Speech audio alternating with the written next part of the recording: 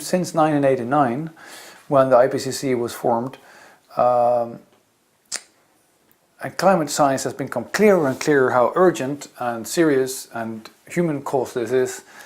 The more people hear that, and that science is pushed in our richer, wealthy Western democracies, the less people care.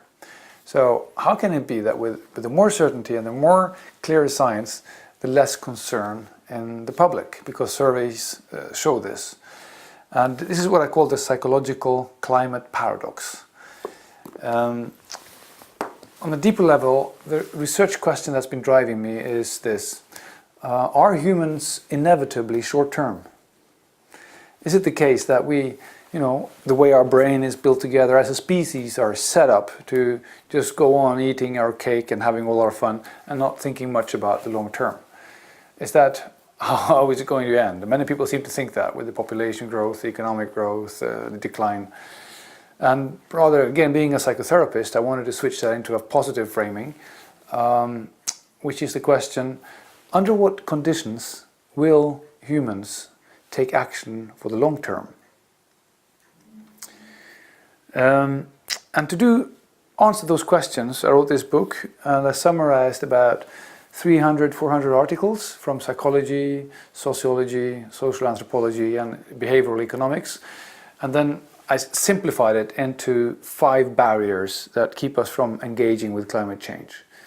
So lots of studies show that we have at least 5, many other authors have more, but the 5 that I have identified is the distance barrier, the doom barrier, the dissonance barrier, the denial barrier, and the identity barrier. They're all defenses or barriers starting with D, except for the last one we had to cheat a little bit with the identity one. And then, having made these barriers clear and how they work, what do we know actually from experiments and studies about how do we actually get people to care, to engage in climate, rather than being put off and disengaged by the doom and the gloom and the distancing of it all. So the second part of the book, which is called Doing, the first part is called Thinking, the other part is Doing, looks at if we try for 25 years to tell people the facts, how terrible it's going to be, that doesn't work, what can we do differently in climate communications to help people engage? And this, as I see it, is climate leadership from a social psychology point of view.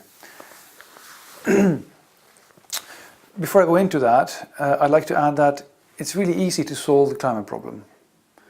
Many people think it's a wicked, hopeless, difficult problem, but from a policy point of view it's very easy. What you do is mainly one thing: you slap a proper price on carbon, and I'm talking about $100 per ton and up. And then you use some of that money to educate women, particularly in developing countries with high birth rates, because then their birth rate goes down and you take care of the population growth. And finally, you give the rest of the money back to everybody equally. And that's a solution that's been proven, we know it works. But the main question remains, if we know the solution, why do not we implement it? How can it be that the facts about the crisis is so clear, the facts about the solutions are so clear, but we do not act upon it?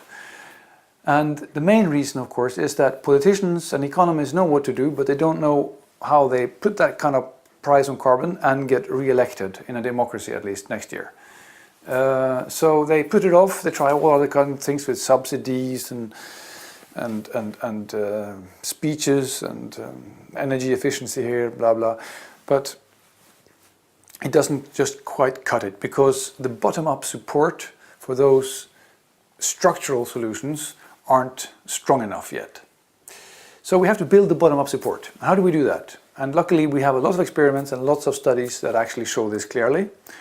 And the main strategies is, rather than to make it distant and abstract, we must make it social. So using the power of social networks, if I see my friend doing something, if I see my neighbor, if my colleague at jobs does something, then it is perceived as near, personal and urgent, because as humans we are social flock animals. It's hard for me abstractly to think about the year 2100, but when my neighbor does something, then it's visible, it feels personal and near.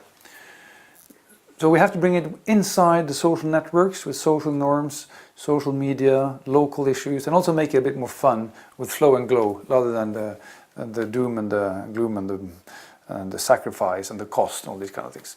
So that connects us to the second solution, which is reframing climate change. Studies show that from the media side at least, more than 80% of all climate news has been framed within the catastrophe framing. 80%. So we've been hearing about the catastrophe for 25 years, mostly, and very little about the opportunities relatively. So what we know from psychology is that we should switch that from having a cost and sacrifice. You shouldn't fly a plane, you shouldn't eat the meat, you haven't alive to drive the car, else we're all going to burn in hell. It just doesn't hit a majority of the population. It might motivate 10 to 15%, but not more. We know three framings that actually work. One is that if you position climate as a health issue, so it has to do with the health of your respiratory things like asthma, diseases, pollen, whatever. Then also on the positive side, if you eat less red meat and drive less, go more biking than drive a car, it's good for your health. So what's good for your health is good for the climate and vice versa. That's the health issue. Second is the reframing climate as an insurance policy, because we all pay fire insurance, even though we don't really believe our house will burn down, but it might. So we pay 3% of our income in fire insurance. If we do that, why can't we pay 1% in climate insurance? And that would solve the climate problem. That's all we need, 1% of the GDP. Finally, there's the opportunity framings, because so many new innovations, disruptive entrepreneurs, wonderful solutions are now available that makes our life smarter, and more fun, cleaner, and with less emissions. And we need to speak more about those, how our society would be better in terms of quality of life and at the same time reduce emissions. So that's the supportive framings. So social networks, supportive framings, and the third is making it simple. Because being climate friendly today is quite difficult in terms of behavior. I have to maybe go through the whole store, read the declarations, and is this toothpaste or that one the right one? And if I buy a new tumbler dryer or a new washing machine, it's very hard to figure out which is the best. I can always see these kind of energy labels, but then I look at the price. So studies show that if I could make the life cycle cost salient, so it's clear, rather than the sales price, big font for this life cycle, small font for the purchase price, then people shift their behavior because it's easy to pick the most climate friendly option. So that's an example of making it simple. Another example is if you switch the default on all printers in the EU from one-sided to double-sided, so you don't have to remember to click print double-sided, then it saves about 15-20% of the paper consumption, which is equivalent to about 1 million tons of CO2 per year in the EU, just by shifting a software default switch. So now we have social network, supportive framings, simple actions, so nudging, and the fourth is the storytelling, because again the dominant story has been the cost story and the sacrifice and the catastrophe. The new story we need to hear more about is the story of green smart growth, how we can make things smarter and greener and more profitable with less emissions. Second is the quality of life story, where we have better lives with less material consumption, which we know from psychological science is not just possible but true. We also have the greening of religion, and we have the rewilding stories. So these kind of new stories make it much more attractive to join, and we can also envision better where our society is going. The point is, if you cannot see or envision a society that is better with lower emissions, we are not going to work to make it happen. And also, if I feel it's only me, then I will feel helpless. But if I can feel that this is a story, a narrative about where we are heading, that many people are joining, then I feel community and I feel empowered. So that's how stories can give directions and also make us sense that others are with me on this. Stories create community. And finally, to make this credible and not just greenwashing, we need signals on how our society is responding. Climate communicators have been overusing signals such as the ppm of CO2 in the atmosphere and sea level rise in inches per decade or global average surface temperature in Fahrenheit or Celsius per century. But these are not signals that people can relate to in any way, so they just make them feel helpless.